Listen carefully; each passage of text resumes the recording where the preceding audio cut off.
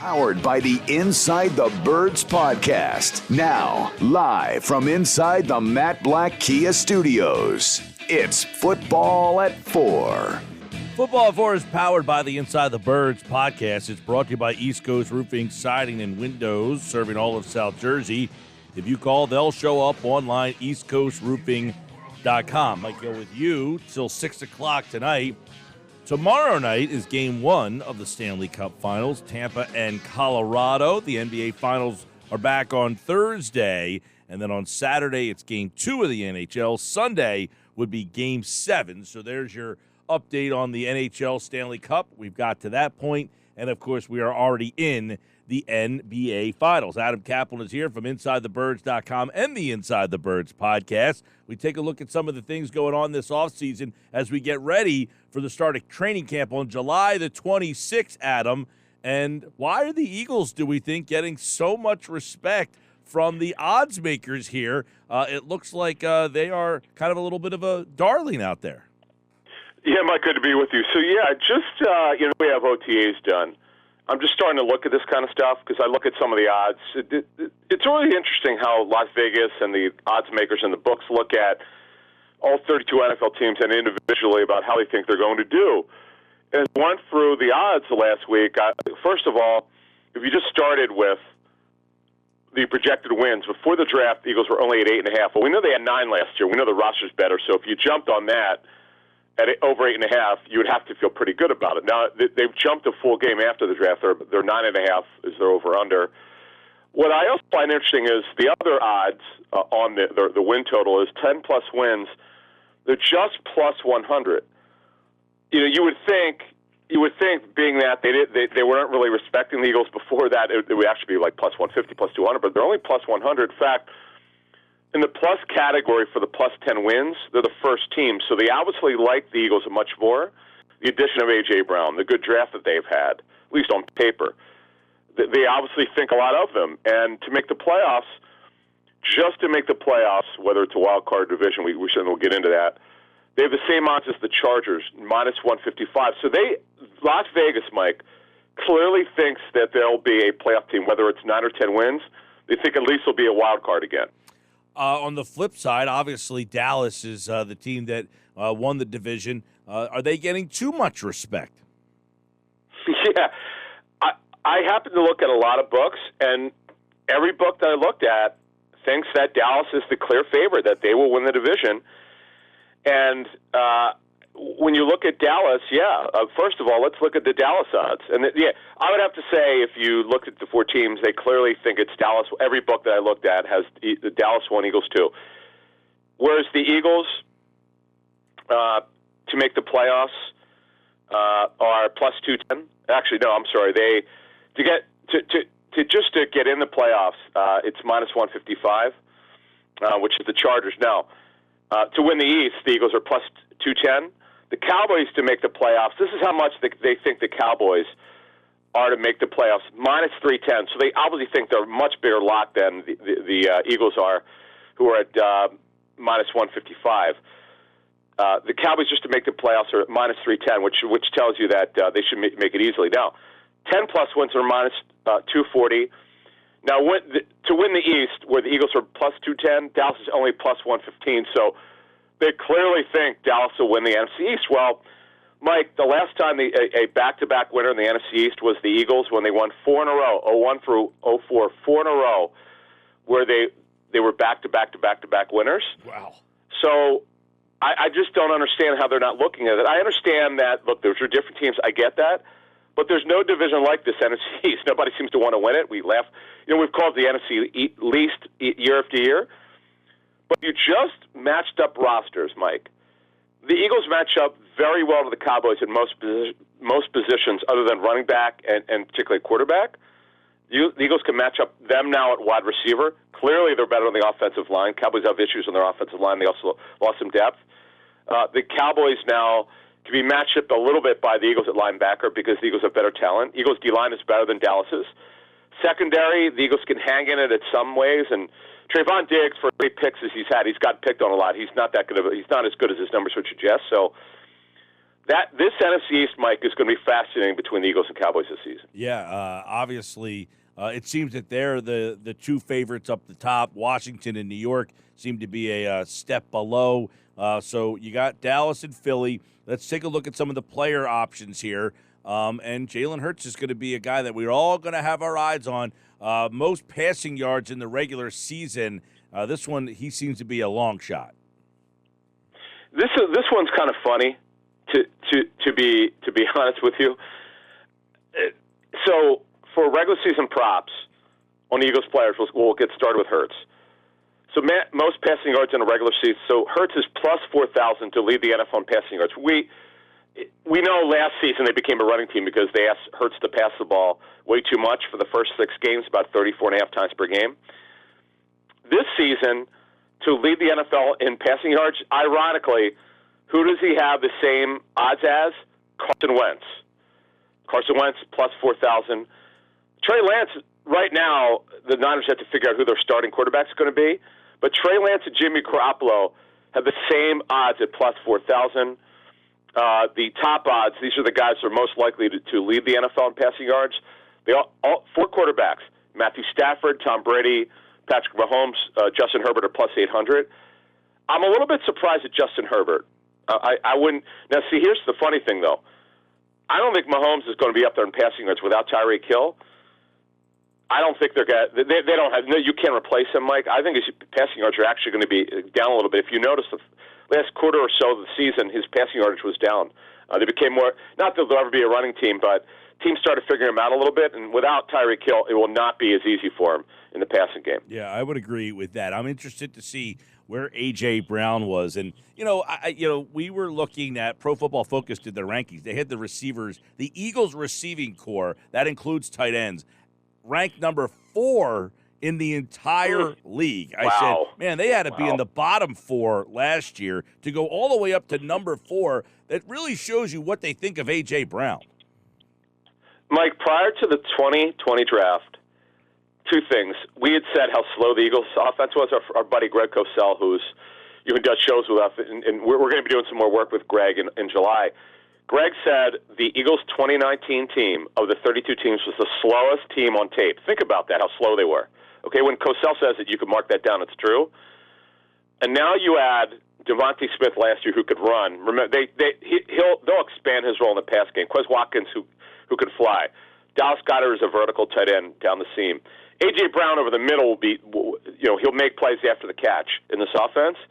So they have playmakers here. Now, when you look at A.J. Brown's props, this is from FanDuel, he's plus 2,500 for the most receiving yards in the regular season. Same as Mark Andrews at tight end. Mark Andrews is one of the best tight ends in football. Now, this one kills me. This one is ridiculous. How could they have it the same as DeAndre Hopkins, who's suspended for 6 games? Right. It's ridiculous.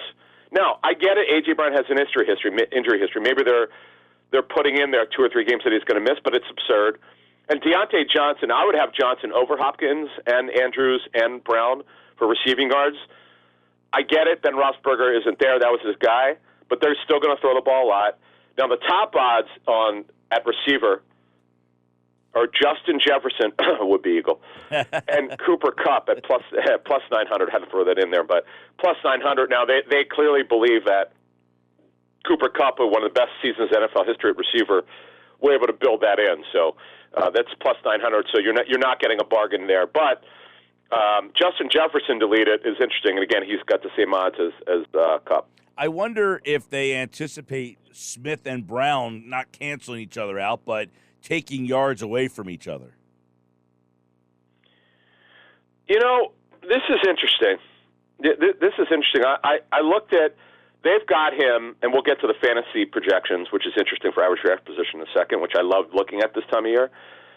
They have him as a middle of the road. Yes, as you said, and I'm looking at it now. They clearly do not think he'll be as good, because now you're right.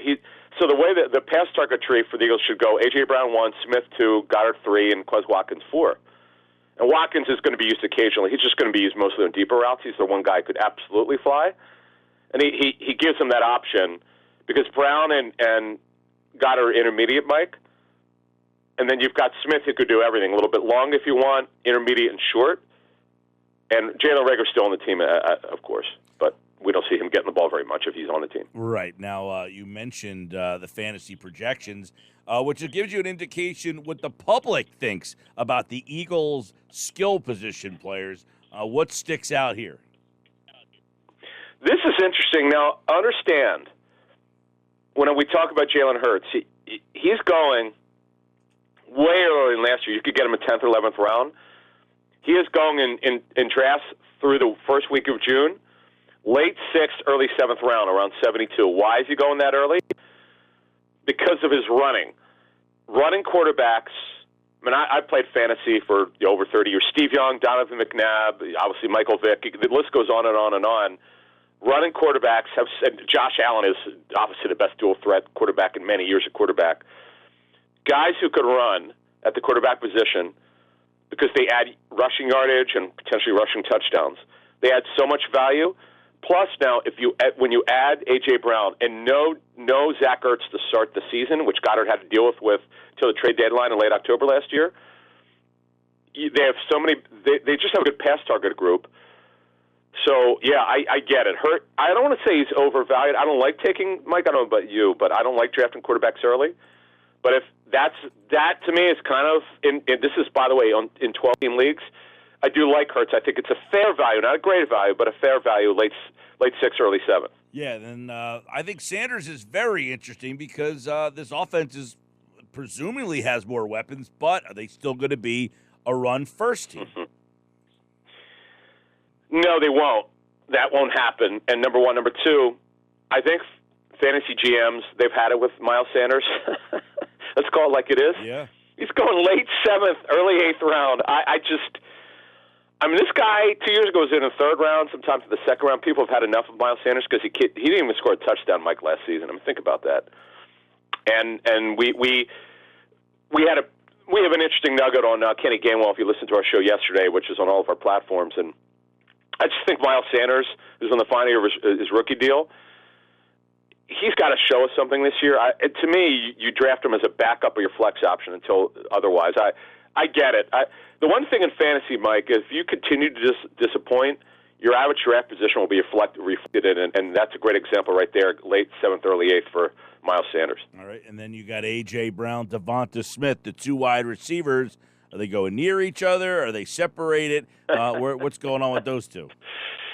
Oh, big separation, Mike. Wow, this is interesting. So if without looking at it, I was going to guess 4th round. He's going mid-3rd, A.J. Brown is. Around number 29, and that's about mid-3rd. Actually, you could say in the upper half, within the upper half of the 3rd round, and that's strictly because he's a big name. He's in a much better passing offense because, in Tennessee, they hide the quarterback. They don't let him throw. I get it. What they did after 6 weeks last year, they took the air out of the football. That's not going to happen this season. Trust me on that. It will never sit well with this ownership and this general manager. They didn't spend all this money on A.J. Brown and Dallas Goedert to hide the quarterback here. They're going to throw the football. But this shocked me with Devonta Smith. I would have thought 6th round, Mike. Early 8th round, around number 87, Mike. What a value Devonta Smith is. It has to do with A.J. Brown, clearly. I get it. To me, without A.J. Brown, he's a 5th or 6th round pick. Now, remember, we're talking first week of June. By the time early August runs around, I guarantee he'll move up to the 6th round. You watch. Yeah, we'll have to keep our eye on that because right behind him is his teammate Dallas Goedert. So people assume that Smith and Goddard are going to be somewhat equals. Yeah, so Goddard is going mid-8th round around 91 or 92. And, see, he's a flash player. We know about the injury history, and he hasn't been as consistent as he would like. But remember now, no Zach Ertz. That does mean a lot. There'll be some weeks where Goddard, you saw the Jets game, there'll be some games where he dominates because A.J. Brown can't do everything, but it's going to start with Brown. Some weeks Goddard will be the second option, Smith might be the third, vice versa. See, I would go Brown 1, Smith 2, and Dallas Goedert 2A. They're going to be, because Goddard is a physical guy and he's a pretty good athlete for the position, and because he blocks so well, he's going to be a 3-down tight end. He's going to be, this is his breakout season. He's never quite been able to put it together. This is the season that I want him. I've kind of drafted him, and he's been disappointing. I just need more consistency from him. The hands are inconsistent. They're not as good as they should be. Yeah. But he's a pretty good athlete, and he and Hurts started to develop chemistry last season a little bit, and they will again. And it's funny because the Eagles for fantasy have been up and down for years. Yeah. But I think they've got it going on here. I think particularly the passing options. I'll leave you with this because, it's the list time of year, Pro Football Focus list of the best offensive line. Philadelphia, number 1. You have a problem with that, or are you A-okay with that? Wait, give me that again, Mike. I'm sorry. I didn't hear that. Pro Football Focus had its rankings of the best offensive lines. They did it by tiers. Yeah. They were tier 1, number 1. The number 1 offensive line in football, Philadelphia. Oh, yeah, absolutely. In fact, they've got maybe the best depth. They've got 10 legitimate players on the offensive line. Yeah, I would agree with that. I absolutely. They're top heavy. Like they got 7 or 8 guys who could start, but then they have some bench guys who are pretty good. See, I heard your show the other day. I didn't agree with the ranking of the Colts. In fact, the Colts are weak at left tackle. You know who might start at left tackle? Yeah, he's being paid $5 million a year, which is absurd. Yeah, Matt Pryor. They got to see if rookie Bernard Raymond is ready. He's more of a project, and that's why he dropped to the 3rd round. So, and they also have an issue at right guard. So, no, I don't agree. See, Eagles are the clear number 1. I don't think it's even close. Cleveland was 2. Detroit was 3. See, that was the one that shocked me. It was Detroit. I get it. Big V played much better last season because he was healthier. They have no depth at all. See, when I grade teams, Mike, I take everything in consideration, not just the 22 starters. Yeah. I look at depth. If someone got hurt, like for instance, the Eagles have a real issue at 3rd outside corner. If they got lucky last year, you and I have talked about this before. If they suffer an injury at outside corner, they're in major trouble. By the way, today they did defensive line. Philadelphia, top 10, number 9. They have a good D-line. In fact, the Eagles have pretty good depth. What they lack is a top-end pass rusher. Josh Sweat's an above-average to good pass rusher. We have a good note on Brandon Graham on yesterday's show, so I definitely want to listen to that. But they just don't have that top-end pass rusher. But when the Eagles play at 43, they're going to play a lot of 3-4, but when they play at 43 front, even if they run a 5-2, if Jordan Davis can help free up Fletcher Cox, maybe Fletcher Cox has a renaissance in this defense. Yeah. By the way, they were tier 2, which is strong with a weak point or 2, and you just mentioned their weak point. They don't have that top-end pass rusher, and that's kind of what they indicated there, that they don't have that guy that is really the big guy. They like their run defense there. But there you go. Philadelphia, 9 on defensive line, number 1 on offensive line. And as we know, Adam, you win along the offense and defensive line. So going back to the beginning, we'll bring like a Seinfeld episode. We'll go back to the beginning of our conversation. It seems that take the over in those 8.5 wins if you can find them. Oh, it's a 9.5 now, right? But I would take that. Yeah, the Eagles, to me, if everybody's healthy, are a 10-11 win team. The roster is better. Now, does it mean they'll be much better? No, they got to be coached up. Guys have to play to their potential. But the roster, as we talked about in yesterday's show, is so much better at this time than it was last year. It's not even close. You can check out yesterday's show, Apple Podcasts, Google Podcasts, Spotify, Inside the Birds. Check them out. Mondays and Thursdays is when that drops. And, of course, all of the shows on their platform, Inside the Birds. Adam Caplan's back on Friday's show. Adam, we'll talk to you then. All right, man, thanks. He makes it fun. He brings up some good topics there. Some of you fantasy football geeks out there getting ready for your drafts. Well, there's some ADP stuff for you as well. We'll do more list stuff, off-season stuff. We got Adam on Thursday doing football at 4. We got the previews of the AFC South. He's got all the division previews because Adam has just got an insane amount of depth on all the knowledge on all these teams